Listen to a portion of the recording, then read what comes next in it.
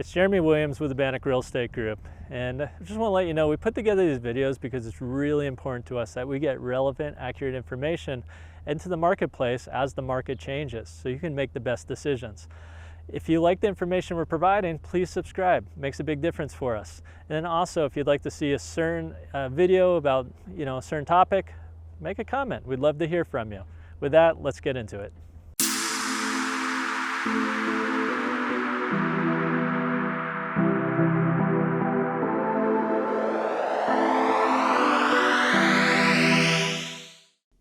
It's Jeremy Williams, the Bannock Real Estate Group, and of course it's beginning of March, and you know what that means. It's time for our monthly market report, where we go through where we've been so far this year and get a better expectation of where we're going to be going.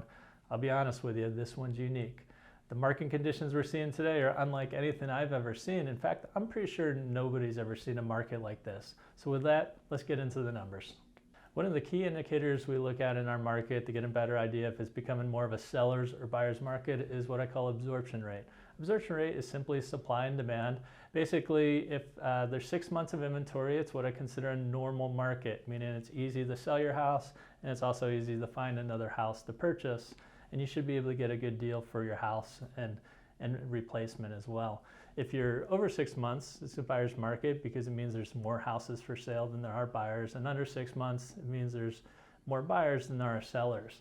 So right now we're still at 2.38 months of inventory, which is still a very extreme seller's market. In fact, we've been seeing that for the last couple of years, so no surprise there as we move forward. But that's something that we're going to watch for, see if it increases a little bit as we head in the spring. If that gets a little bit more towards a normal market, it's going to be easier to get from one place to another. Another key indicator that we look for is what I call list to sales price.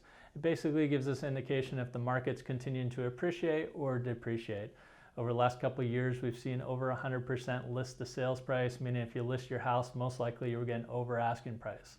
Now for the last couple of months, we've seen 97 to 98% list to sales price, which is what I'd consider normal. In a normal market, we average around that 96, 97, 98% list to sales price, which also means that homes are becoming a little bit more negotiable than we've seen over the last couple of years.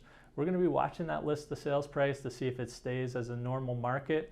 If it continues to go up, for instance, as we had in the spring, it means our market's appreciated. And that's going to be a key indicator so we can stay in front of the market and make a smart decision for you. Next, we're going to look at the inventory of the real estate market, and this is where it gets interesting, is right now there's actually 119 homes under contract. Put that in perspective, last year at this time, there was 30 less homes under contract, and rates are over double what they were at this time last year. So it's a good sign as we head into spring that the buyers are still continuing to move forward and purchase properties. So we're going to be watching the under contracts to make sure that that continues to stay strong or increase. And we're also obviously going to be watching the sales. So last month there was 56 homes that sold, which is a good, strong, normal market. It's not incredibly high, but it's a good, normal market for February. So it's a good sign as we head into spring here. Just to give you a little bit of data about the different price ranges. Again, this month, around that 600,000 to 650 seems to be the breaking point, meaning if you're priced under that, then it's a really strong seller's market. If you're priced a little bit over that, it's still a strong seller's market, but that's 600 to 650, still a little bit more of a buyer's market. I do expect that to change because there's a large portion of under contracts coming through in that price range. So I think when we do this next month, you're going to see that that's going to normalize or get back to the rest of the market as more of a seller's market. So what does the market look like? Well, right now, if you remember, if you've been watching our videos for the last 2 years, we've seen extreme appreciation in houses. 2 years, we averaged about 30% appreciation, meaning every house basically gained 30% value. Last year, it was really strong in the first half, slowed down a little bit in the second half, still ended up about 16% appreciation in our marketplace. So what does it look like this year? Well, this year we're still averaging between 1% and 6% appreciation. What that means is homes are continuing to raise in value. They're not raising as fast as we've seen the last couple of years, but that's more a manageable rate. If we could stay around that 5 to 8% range, it's going to give a chance for us to catch up and get used to these prices again. When we get to over 8%, it's just too fast and the market's getting away from us. and it makes it hard to purchase. So good sign is the market is pulling back, but we aren't losing value. So if you're thinking about waiting in the future to get a cheaper house, well, at this point, that's not happening. We're still appreciating in value. So one of the big things we're watching is interest rates. And if you've been watching our video, you saw that I've been prophesizing that by, say, July, that we're going to see interest rates back in the 5s or even a lot lower than that. And the reason for that is because some of the early reports this year, we saw a slowing down in inflation. In fact, a little bit faster than what we expected. And the reason that's important is because one of the ways that the government is trying to slow down inflation is by keeping the interest rates high. So the theory is if the interest rate's high, the prices of homes will continue to go down. Well, it is working in our market because our appreciation is only 1 to 6%, where last year is 16%, the year before was over 30%. So home values are still going up, but not as fast as they have been.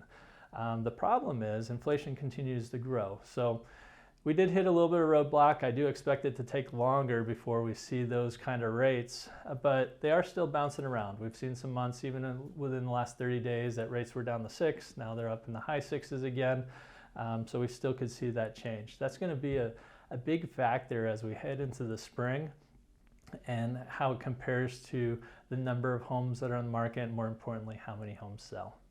So why is it such a unique market right now? Well, in my 20-year career, I've never seen a market where we've had really low inventory that indicates a very strong seller's market. However, when it comes to negotiation, it feels more like a buyer's market, like the buyers have a little bit more control over those conversations. And in fact, I'm not sure that we've ever seen that in history, because usually it's an inverse relationship where if it's a strong seller's market, then it means there's a lot of buyers. And if it's a strong buyer's market, it means there's a lot of sellers. And I've never seen a time where we have lower number of buyers and lower number of sellers. So it's going to be a unique situation as we go through the next couple months. It's something that we're really going to be paying attention to. What's this all mean right for today? Well, homes are still selling. In fact, 119 pending is off to an incredible start. It means buyers are continuing to move forward regardless of the interest rates, regardless of the price, regardless of the number of homes that are on the market. And so that's a good sign. As prices get a little bit more affordable and as rates come down, I think a lot of the buyers we're working with are able to negotiate a lower interest rate in the negotiation of the home purchase. So I think that's helped loosening up and making homes a little bit more affordable. And I think some sellers are willing to negotiate now that we haven't seen that in the last 2 years. So what can we expect? Well, housing's going to still be tight as we head into the next couple months.